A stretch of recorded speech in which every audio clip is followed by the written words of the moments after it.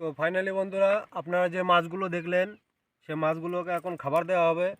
এই যে দেখতে পাচ্ছেন খাবারটা একদমই নরম মোলায়েম, আর এটাকে পুরো পাতলা করে দেওয়া হবে যেহেতু মাছটা ছোট আছে।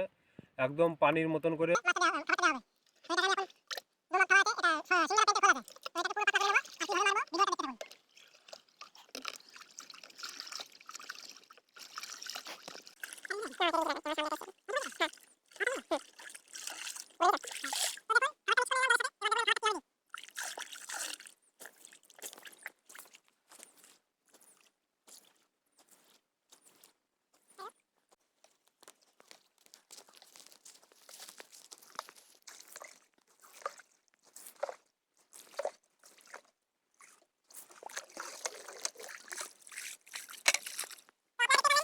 খাবার দেওয়া শেষ হলো। কিভাবে খাবারটা মারতে হবে